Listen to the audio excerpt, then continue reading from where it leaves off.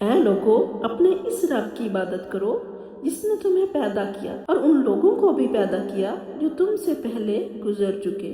تاکہ تم پرہیزگار بن جاؤ۔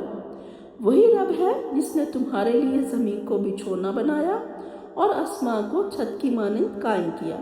اور آسمان سے پانی برسایا، پھر اس پانی کے ذریعے تمہارے رزق کے لیے طرح طرح کے پھل پیدا کیے۔ بس تم جان بوجھ کر کسی اور کو اللہ کا شریک نہ ٹھہراؤ۔ اور اگر تمہیں اس کلام کے بارے میں شک ہے جو ہم نے اپنے بندے محمد صلی اللہ علیہ وآلہ وسلم پر نازل کیا ہے، تو اس جیسی ایک صورت ہی بنا کر لے آؤ، اور اللہ کے سوا اپنے تمام مددگاروں کو بھی بلا لو اگر تم سچے ہو۔ پھر اگر تم ایسا نہ کر سکو، اور یقیناً ہرگز نہ کر سکو گے، تو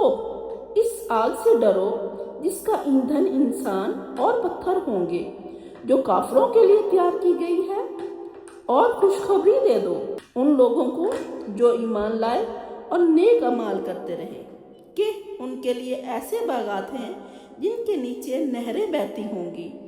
جب بھی انہیں وہاں کوئی پھل دیا جائے گا تو وہ کہیں گے کہ یہ تو وہی ہے جو ہمیں پہلے بھی دیا گیا تھا،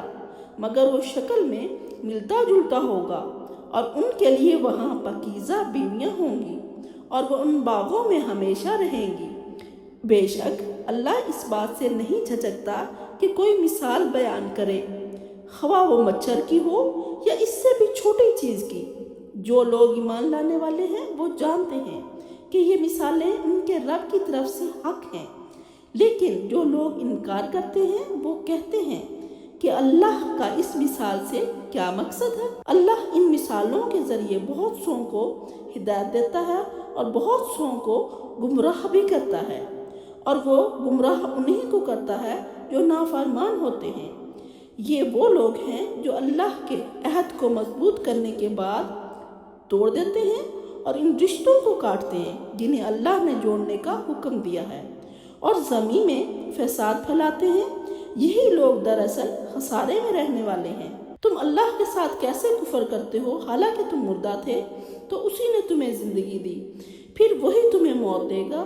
پھر وہی تمہیں دوبارہ زندہ کرے گا، پھر تم سب اسی کی طرف لوٹائے جاؤ گے۔ وہی اللہ ہے جس نے زمین کی ساری چیزیں تمہارے لیے پیدا کی،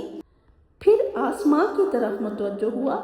اور انہیں 7 آسمان بنا دیا، اور وہ ہر چیز کو خوب جاننے والا ہے۔ اور یاد کرو جب تمہارے رب نے فرشتوں سے فرمایا کہ میں زمین میں ایک خلیفہ بنانے والا ہوں، فرشتوں نے عرض کیا،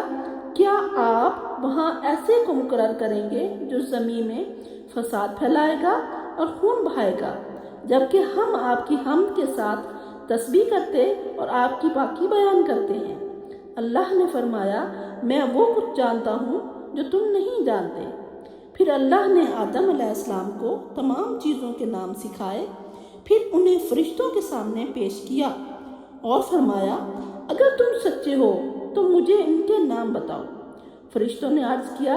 اے ہمارے رب، ہم تو صرف وہی جانتے ہیں جو آپ نے ہمیں سکھایا ہے، بے شک آپ ہی سب کچھ جاننے والے اور حکمت والے ہیں۔ اللہ نے فرمایا، اے آدم، انہیں ان کے نام بتاؤ۔